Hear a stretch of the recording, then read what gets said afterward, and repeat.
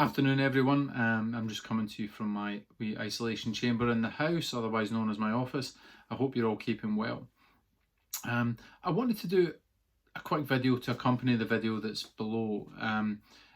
On last night's social media's feeds, I posted a video of Flynn hitting some golf shots in the garden and then him trying to articulate what happened with Loft and how he got the ball to go higher and lower.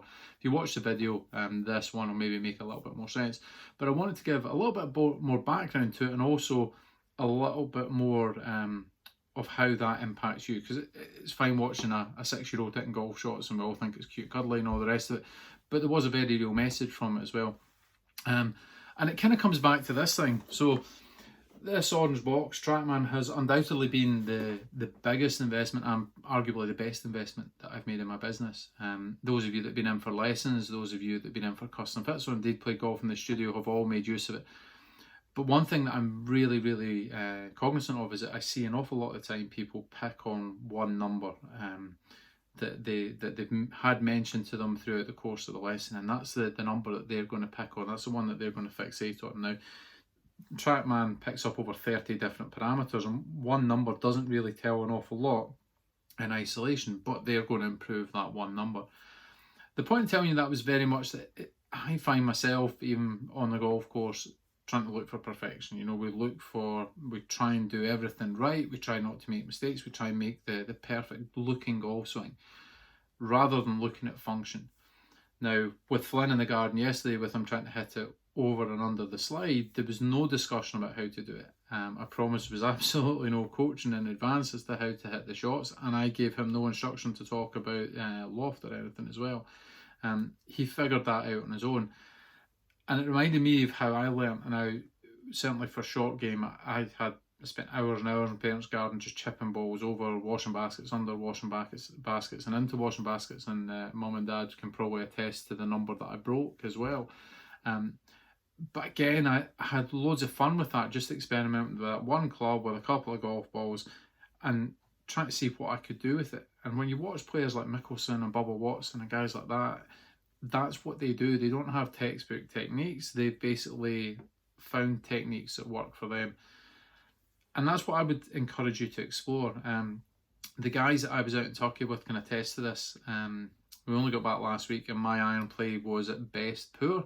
And my wedge playing things was really poor.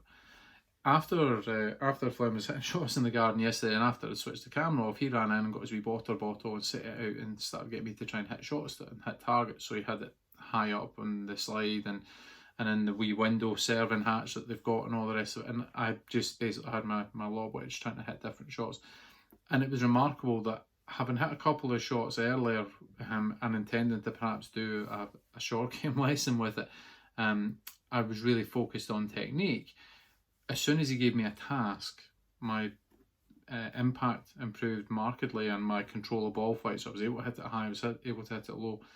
And it strikes me that's something that we really need to do on the course. I, like a lot of other people, fell into the trap last week of trying to fix things, of trying to work out what was going wrong, trying to make changes to my swing and all the rest of it. Whereas really what I should have started to do was just to focus on what I could see. So, you know, trying to hit it through gaps, did I need to hit it high, did I need to hit it low, where I wanted it to land, how the ball was going to run, and trying to really visualise, picture the shot that I wanted to hit, and then just let my brain take over. The vast majority of people, if not all players that I've taught, undervalue what they're capable of doing. We're all far more capable than we give ourselves credit for, and probably the thing to do is to explore that side of things. So it struck me that obviously we're tied up in the house. You know, we're not got an awful lot of space. We're not allowed out to the golf course, we're not allowed to the driving range or even into the studio or anything like that. But we could hit chip shots in the garden, or even in the house if you're feeling particularly brave, or if you've got soft golf balls.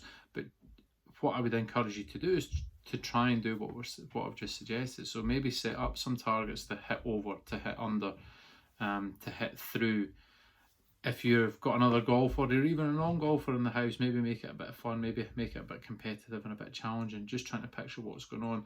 There's a wee video doing the rounds just now, or a wee challenge I should say, doing the rounds from Top Golf Scotland with people trying to chip into a bucket of water.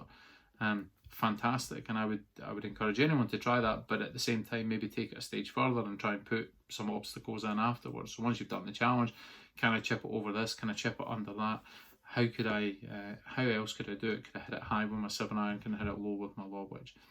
So it's kind of commonly known as constraints-led coaching. It's something I think that you should spend a bit of time exploring. Have a little bit of watch at Flynn's video. Have a look at his explanation. Perhaps it'll make more sense. But in the meantime, I hope you all stay safe. And I will hopefully get some more video content out to you in the very near future.